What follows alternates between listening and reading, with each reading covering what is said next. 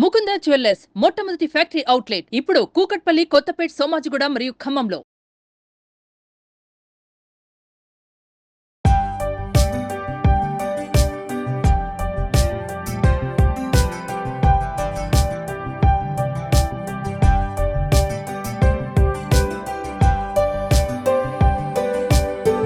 Suman TV presents moms కిచెన్కి స్వాగతం. రకరకాల వంటకాలు చేసుకుంటామండి. ఎన్ని చేసినా పిల్లలు బయట నుంచి తెచ్చేవేవో తినేద్దాం అనుకుంటారు. మనకు కూడా ఏదో సాయంకాలం బయట నుంచి వచ్చేటప్పుడు బిస్కెట్లు తెద్దాం, చాక్లెట్లు తెద్దాం అలా ఫీల్ అవుతాం, చేసేస్తూ ఉంటాం ఆ పనులు. అయితే సాధారణంగా ఈ బేకరీల నుంచి తెచ్చే బిస్కెట్స్ పిల్లలకి కొంచెం ఇండైజేషన్ కలిగిస్తాయి. మనకు కూడా ఒక 4-5 తినేద్దాం అనిపిస్తుంది. 2 తిన్నాక ఆగదు చెయ్యి, ఇంకో 2 తినబుద్ధి అవుతుంది. తర్వాత రాత్రికి దాహం వేస్తుంది, అన్నం తినబుద్ధి కాదు, ఏదో గొంతులోకి వస్తున్న ఫీలింగ్ వస్తుంది. అందులో వాళ్ళు ఏం డాల్డా వాడారో లేదా ఏం ఆయిల్ వాడారో అని డౌట్గా ఉంటుంది.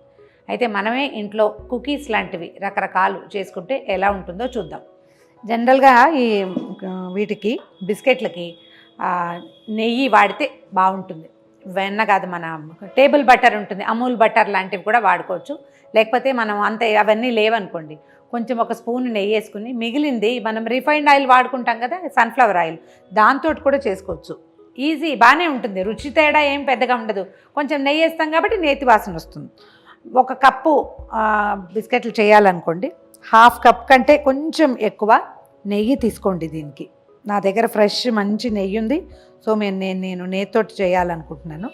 పంచదారని కాస్త గ్రైండ్ చేసి పెట్టుకోండి. ఎప్పుడు బిస్కెట్లకి షుగరు నెయ్యి కలిపి పెట్టుకోవాలన్నమాట. అందుకని గ్రైండ్ చేసిన పంచదార ఒక 3/4 కప్పు. దీన్ని ఏం చేయాలంటే ఈ నెయ్యి పంచదారని బాగా కలపాలండి. ఇది ఎంత బాగా కలిస్తే మనకి బిస్కెట్లు అంత ఫ్లఫీగా చక్కగా వస్తాయి. ఇది కరిగిపోవాలి, కొంచెం నురుగులాగా రావాలి. కాస్త టైం తీసుకుని ఓపిక్గా చేయండి. ఇది లేదు అంటే పప్పు గుత్తితో హాయిగా చేసుకోవచ్చండి. ఇక్కడ ఇది స్టూడియోలో ఉంది కాబట్టి దీంతో తిప్పుతున్నాను. నేనైతే ఇంటి దగ్గర చేతితోటే తిప్పేస్తా. షుగర్ కరిగిపోయింది చూడండి, ఇలా చక్కగా వచ్చింది. ఇలా ఫ్లఫీగా అయ్యాక మనం ఇందులో పిండి కలిపేయచ్చు. ఇది కలిపే ముందు మనం ఇంకొక చిన్న పని చేద్దామండి. మామూలుగా మనం బేక్ చేసుకోవడానికి కుక్కర్లో బేక్ చేసుకుందామని చెప్పే కదా, కుక్కర్లో కొంచెం ఉప్పు పోసి దాన్ని వేడి కానిద్దాం, అంటే వెచ్చబెట్టాలి దాన్ని. అది వేడి ఎక్కాక ఆ లోపల మనం పిండి కలుపుకుందాము. అది కలిపి పెట్టేసేయచ్చు. సో ఏం చేద్దాము, కుక్కర్లో టాటా సాల్టేనండి, ఏదో ఒక సాల్ట్, మనం మెత్తటి ఉప్పుని దానిలో అడుగుని పోసేసి దీన్ని వేడెక్కనివ్వాలి. ఇది వేడెక్కాక మనం అప్పుడు వీటిని బిస్కెట్లను కలిపేసేసుకోవడం, ఉండలు చేశాక ఇందులో పెట్టేస్తాం. ఇది వేడెక్కాక ఎలా చేయాలో చూద్దాం. 1 కప్పు మైదా పిండి, తర్వాత ఈ కప్పు మైదా పిండిలో నేను జనరల్గా ఏం చేస్తానంటే కొంచెం శనగపిండో గోధుమ పిండో ఏదైనా దీంట్లోకి వేస్తానండి. శనగపిండి వేస్తే ఈ మన బిస్కెట్లు కొంచెం కలర్ఫుల్గా వస్తాయి, రంగు బాగుంటుందన్నమాట. తర్వాత ఏమో కొంచెం రవ్వ కూడా వేస్తాను, బొంబాయి రవ్వ. 2 స్పూన్ల శనగపిండి, తర్వాత ఒక 2 స్పూన్ల బొంబాయి రవ్వ. మీకు ఏది నచ్చితే అది ఎక్స్ట్రా వేసుకోవచ్చు, ఏది నచ్చకపోతే అది మానేయచ్చు. దీంతోపాటు ఏం చేద్దామంటే ఒక చిటికెడు సాల్ట్, చాలా కొంచెమే. తర్వాత ఏమో ఒక 1/2 స్పూను, చిన్న స్పూను బేకింగ్ పౌడర్. ఇది మనం పిండిలో అయినా కలిపేయచ్చు, దీంట్లోనా కలుపుకోవచ్చు. ఈజీగా ఏం చేయాలంటే దీన్ని చేత్తో కలిపేసుకోవాలి. ఒకసారి దీన్ని మొత్తం కలిపి అప్పుడు చూద్దాం. ఒక చిటికెడు ఏలక పొడి, బిస్కెట్ల వాసన చాలా బాగుంటుంది ఏలక పొడి వేసుకుంటే. ఒకవేళ మీకు ఇంట్రెస్ట్ ఉంటే వెనిలా ఎసెన్స్ వేసుకోవచ్చు. పిల్లలకి ఫ్రూట్ స్మెల్ నచ్చుతుంది అనుకుంటే మిక్స్డ్ ఫ్రూట్ ఎసెన్స్ దొరుకుతుంది, అది కానీ పైనాపిల్ ఎసెన్స్ దొరుకుతుంది. ఏదైనా సరే ఎసెన్స్ లాంటివి ఏమైనా వేసుకున్నా కూడా బిస్కెట్ కాలుతుంటే కూడా భలే మంచి వాసన వస్తుంది. ఇలాచీ వేసి మనం జనరల్ స్వీట్ వాసన వస్తుంది. మన అలవాటు, మన ఇష్టాన్ని బట్టి. దీన్ని గోధుమ పిండి పిసికినట్టు పిసికేయాల్సిన పని ఏం లేదండి. జస్ట్ అన్నీ కలవాలి బాగా ఈవెన్గా. అండ్ ఈ నెయ్యి పంచదార కలిపాం కదా, ఆ మిక్స్చరు ఈవెన్గా కలిసిపోవాలన్నమాట. చూడండి, ముద్ద కరెక్ట్గా వచ్చేసింది. పెద్ద పాలు పట్టాల్సిన అవసరం కూడా లేదు. ఈ ముద్దను ఏం చేద్దాం, చిన్న చిన్న బాల్స్ షేప్లో, మనకి కుకీస్ కావాల్సిన షేప్లో చేసుకోవచ్చు. జనరల్గా మనం బేకరీల నుంచి తెచ్చేవి ఎట్లా ఉంటాయి, కొంచెం గుండ్రంగా, తర్వాత ఇట్లా ఫ్లఫీగా ఉంటాయి కదా, కొంచెం పెద్ద సైజు మనకు కావాల్సిన సైజులో చేసుకోవటము. ఒక ప్లేట్కి కొద్దిగా నెయ్యి రాసేసి ఆ నేతి పెట్టిన ప్లేట్లలో మనం కావాల్సినన్ని, అంటే దానికి సరిపడా పెట్టాలి, ఎక్స్ట్రా పెట్టకూడదు. అంచులు పగలకుండా చూసుకోండి. కొంచెం గుండ్రంగా షేప్ చేసుకోవటము. కొంచెం కొంచెం గ్యాప్ తోటి పెట్టుకోవాలి, మరి దగ్గరగా పెట్టకూడదు, ఇవి కాస్త పొంగుతాయి కదా.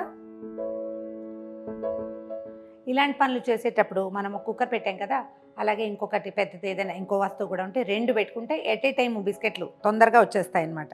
ఇవి ఎందుకంటే బేకింగ్కి ఒక 15 మినిట్స్ టైం తీసుకుంటుంది. 15 చెల్లగా 15 అదే ఒకసారి 7-8 పెడతాం, 7-8 చెల్లగా మళ్ళీ ఇంకో 7-8 అలా పెట్టాల్సి వస్తుంది.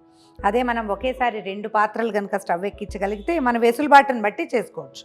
వీటి మీద ఒక చిన్న మార్కింగ్ లాంటిది చేద్దామండి. ఈ పార్ట్లు పొంగుతాయి అన్నమాట. ఇవి బాగుంటుంది చూడ్డానికి, మనం ఇంట్రెస్టింగ్గా చేసుకోవచ్చు. ఒట్టిగా గీతలు గీయచ్చు, లేకపోతే చిన్న క్రాస్ లాంటిది ఏదైనా చేయొచ్చు. ఈ పార్ట్ పొంగుతుంది. మనం దీని మీద పెట్టే జీడిపప్పు కానీ, బాదం పప్పులు కానీ, లేకపోతే పిస్తా పప్పులు కానీ కొంచెం హోల్డ్ చేస్తాయి. అందుకని ఇలా కాస్త గీతలు గీస్తే బాగుంటుంది చూడ్డానికి. అప్పుడు మనకి బేకరీ ఫీల్ కూడా వస్తుంది పిల్లలకి. బాదం పప్పులు కానీ, పిస్తా పప్పులు కానీ, లేదా జీడిపప్పు కానీ చిన్న చిన్నగా కాస్త ముక్కలు చేసి దాని మీద వేయండి. అవి ఏంటంటే బేక్ అయిపోతాయి, అతుక్కుంటాయి, అవి కూడా వేగుతాయి, చాలా రుచిగా ఉంటుంది, చూడ్డానికి బాగుంటుంది.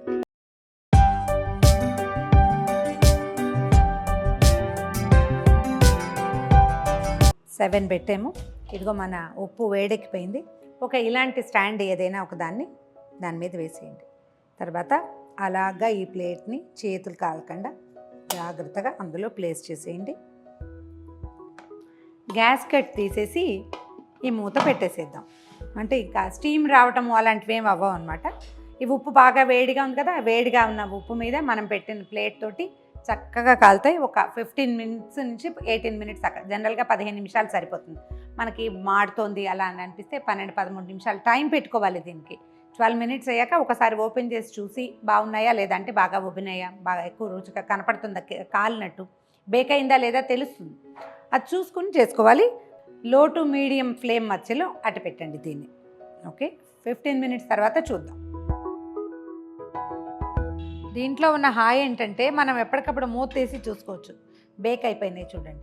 ఈ కలర్లో ఉండగా తీసుకోవచ్చు, లేదా ఇలాంటి కలర్ వస్తే కనుక ఇంకా కొంచెం డార్క్గా కనిపిస్తుంది, బ్రౌన్గా ఉంటాయి. ఎలా కావాలంటే అట్లా చేయొచ్చు. ఇదేంటంటే దీన్ని ప్లేట్ని బయటికి తీసేద్దాము. చల్లారాక మనం పిల్లలకి పెట్టేసేయచ్చు, డబ్బాలో వేసి అట్ట పెట్టేసుకోవచ్చు. అయితే దీంట్లో మనం ఇంకా 2-3 అమెండ్మెంట్స్ ఏమేమి ప్లస్ చేసుకోవచ్చు అంటే, ఒకవేళ పిల్లలకి చాక్లెట్ పౌడర్ అవి నచ్చేటట్టయితే మనము మైదా కానీ రవ్వ కానీ ప్లేస్లో చాక్లెట్ వేసుకోవచ్చు. ఎక్సలెంట్గా వస్తాయి, చాలా బాగుంటాయి. దీంతో పాటు నెక్స్ట్ టైము చిన్న చిన్న కుకీస్ చేయటం ఎట్లాగో చూపిద్దాం. మిల్క్ పౌడర్ తోటి బాగుంటుంది అది కూడా. సో ఈ ప్లేట్ బయటికి తీసేస్తున్నాను. మన దగ్గర ఇంకా పిండి ఉంటే ఇంకో ప్లేట్లో వీటిని రెడీ చేసుకోవటం, మళ్ళీ పెట్టేసుకోవటమే. అంటే ఈ ఉప్పుని పారే ఎక్కర్లేదండి, కుక్కర్తో పాటు పక్కన పెట్టండి. చల్లారిపోయిన తర్వాత ఏదైనా కవర్లో పోసి ఓ పక్కన పెట్టుకోండి. మనం ఎప్పుడు బిస్కెట్లు చేసినా కూడా ఈ ఉప్పుని హ్యాపీగా వాడేసుకోవచ్చు, చక్కగా ఉంటుంది, ఏమి ఇబ్బంది ఉండదు. ఇసుక పోసి కూడా చేసుకోవచ్చు. గండ్ర ఇసుక కనుక మనకు దొరికితే అది కూడా పోసుకోవచ్చు. చూడండి ఎలా కుదిరితే ఎట్లా. ప్లేటింగ్ చేద్దాం, ఇవి ఎట్లా వచ్చాయో చూద్దాం బిస్కెట్.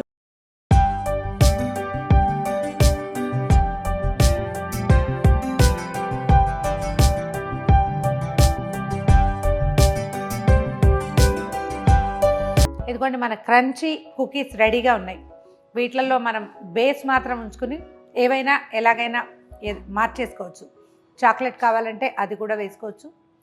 రవ్వ శనగపిండి ముందు వెనక చేసుకోవచ్చు. అసలు అవి ఏవి వేయం, ఒట్టి మైదా పిండితో చేస్తామన్నా చేసుకోవచ్చు. నెయ్యి వాడచ్చు, లేదా బటర్ వాడుకోవచ్చు. మన అవసరాన్ని అవకాశాన్ని బట్టి, మన ఛాయిస్ని బట్టి ఎలాగైనా మార్చుకోవచ్చు. ప్రయత్నం చేసి చూడండి. ఇలాంటివి చాలా రకాల రెసిపీస్ ఉన్నాయి. నేను రెగ్యులర్గా చేసే మిల్క్ కుకీస్ కూడా వచ్చే వారం చూపిద్దాం. ఇలాంటి మరిన్ని కొత్త కొత్త రుచుల కోసం సుమన్ టీవీకి సబ్స్క్రైబ్ చేసుకోండి.